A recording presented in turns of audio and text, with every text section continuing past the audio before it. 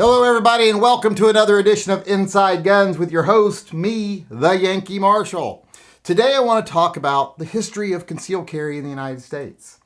And the reason I want to talk about this is because there are a lot of people out there today who feel like, oh, we're always losing, when that's really just not the case. And one quick way to dispel that idea is to look at the history of concealed carry. I know a lot of people out there, maybe it's because they're young and they weren't around back then, or maybe they're old and they're just looking at the past through rose-colored glasses, which seems to happen quite a lot. But a lot of people are under the impression that, oh, back in the old days, everybody could carry and it was nothing to carry. You'd see people carried at the grocery store, or the pharmacy, and blah, blah, blah, church, and nothing could be further from the truth, actually. It wasn't that common. I was actually alive in the 60s, 70s, and 80s, and I remember the 70s and 80s very well. And seeing people carry guns was very rare. When you did see it, it was more of an open carry type of thing, like a shotgun in the back of a truck, or a hunting rifle in the back of a truck, or someone who worked a farm or a ranch carrying a sidearm while they were working. You didn't just see people wandering around in town with guns. You didn't see a lot of people open carrying, period. And they weren't concealed carrying either because that just wasn't a thing in most places. Wasn't common at all. In fact, if you look at a map, and we'll go back here to 1986, mainly because that's where I can find good information, and I didn't want to do a lot of work here. So if we go back to 1986 and look at the map here, you'll see in 86, there were only 8 shall-issue states. Washington was one of them. And there was one little unrestricted state up there, that's Vermont. It's all by itself. Vermont's always been its own little thing. But there were 8 shall-issue states. Only 8 states guaranteed all their legal citizens a carry permit if they applied for one. There were 25 may-issue states, including California at that time, which at that time, they weren't as involved in all the anti-gun garbage as they are now. They were quite a bit ahead of a lot of states as far as carry rights and gun laws were concerned. They were less restrictive than, let's say, like Texas and Arizona and Ohio, which is surprising, but that's the way it was back then. But like I say, there were 25 may-issue states, but there were quite a bit of criteria to get a carry permit in those states. It wasn't very likely you were going to get one. Now, there were also 16 states that said no carry permits. There were laws about when you could open carry, like in hunting, fishing, in the line of certain duties when you worked certain jobs. But as far as getting a permit to conceal a gun and carry it for self-defense, not happening.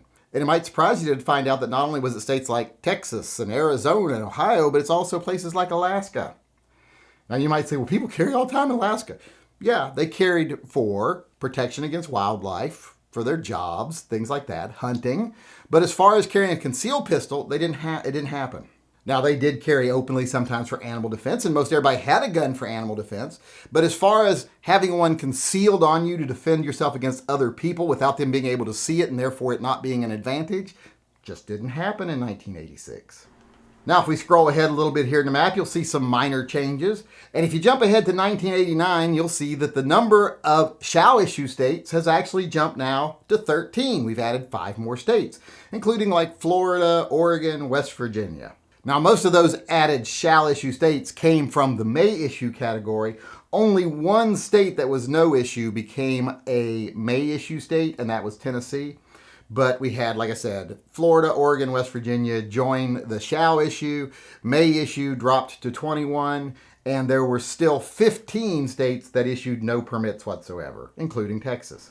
Now, if we skim ahead to 1994, you'll see that the number of shall-issue states has increased to 20. A lot of northern states have joined that list there.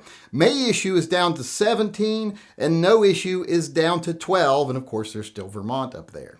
Now, if you just go ahead 1 year to 1995, you'll see a big jump in the shall-issue states. It jumps to 27 states, with a lot of mid-Atlantic and Midwest states joining here. The may-issue states is down to 14, and now there's only 8 states that say no concealed carry permits. Now, if we allow the map to scroll through a little bit here, you'll see there's not really a whole lot of change until about 2002. In 2002, the shall-issue states have jumped to 31. That's the majority, the vast majority of states now are shall issue. May issue has gone down to 11, and no has dropped to 7 states that don't issue permits whatsoever.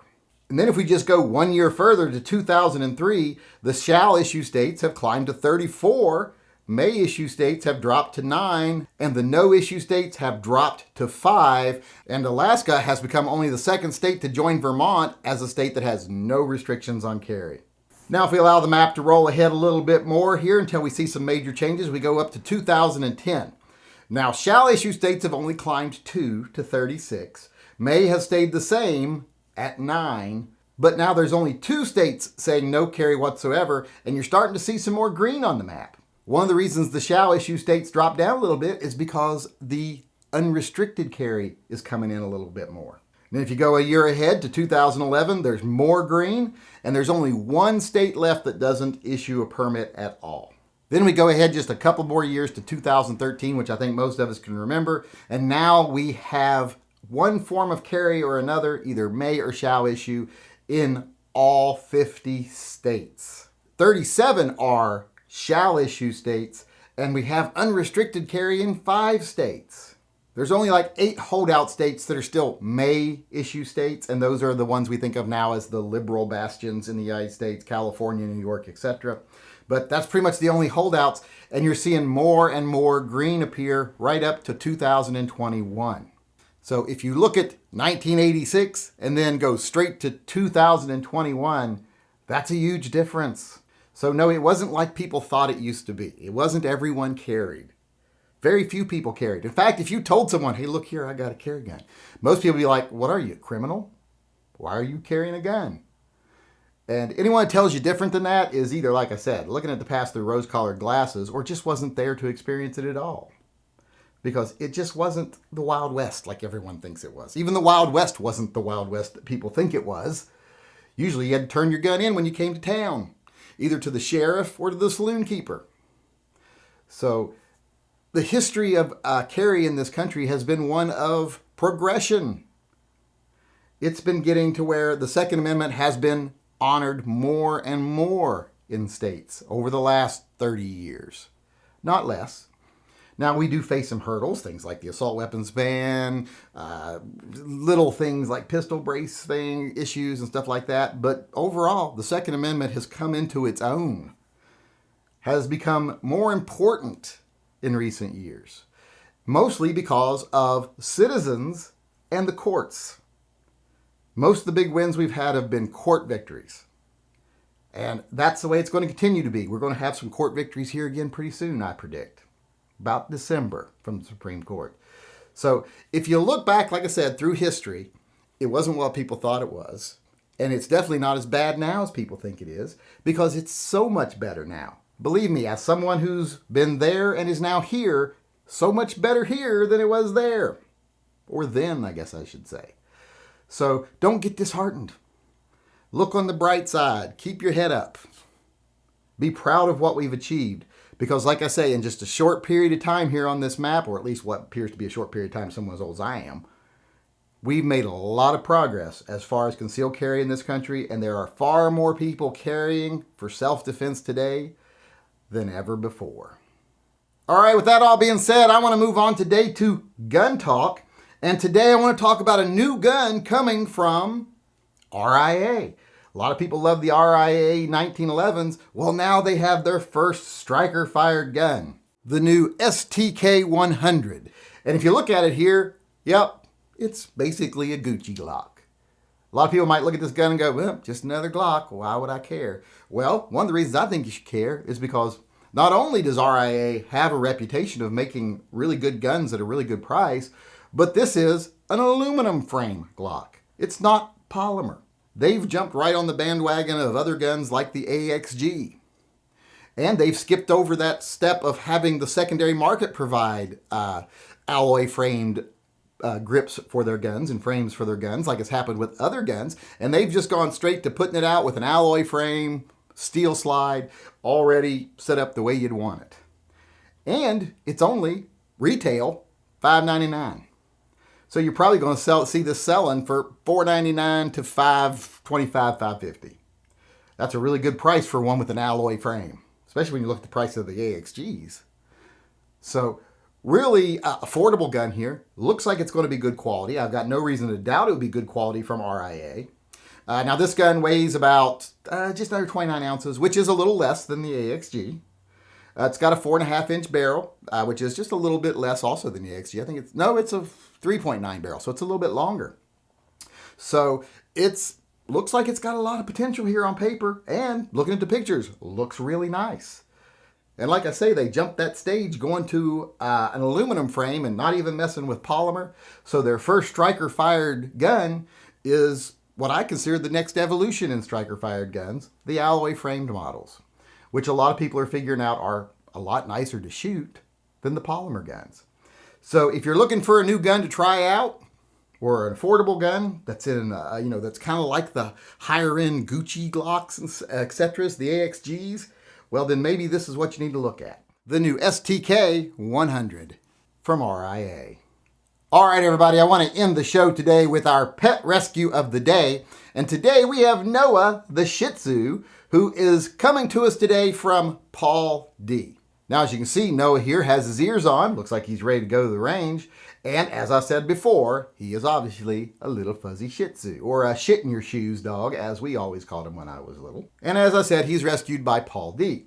Now, he wasn't rescued from a shelter. Now, that's why I want to show Noah today, because Noah was rescued from an abusive home. Noah belonged to one of their neighbors who had an abusive boyfriend who also took his aggressions out on the dog. And they offered to step in after the boyfriend was dealt with and take the dog off her hands and give him a good life.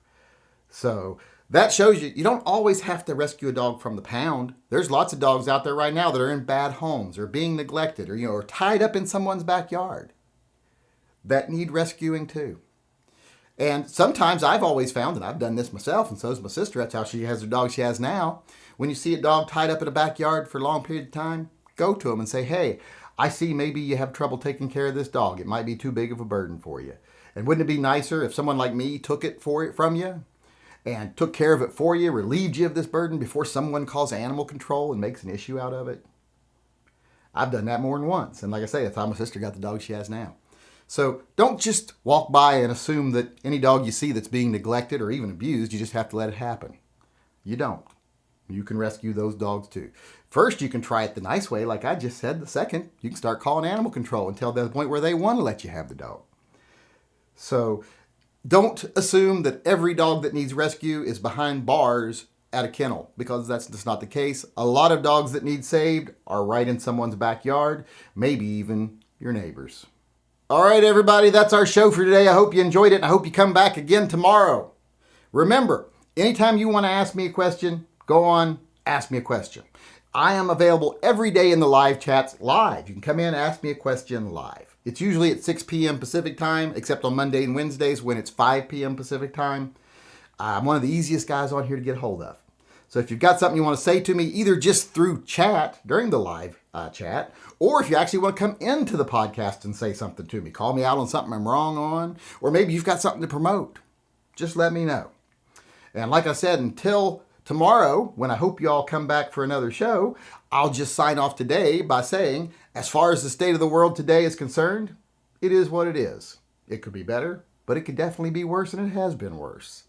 But what it will be in the future if we continue to ignore the fearmongers, the profiteers, the propagandists, the people who want to manipulate you and control you and profit off you just to support their own needs and not to work for the benefit of the Second Amendment and freedom in this country. If we continue to ignore those people and understand where they're coming from so that we don't give them too much authority, what things will be in the very near future for the gun community and anyone who believes in freedom is better.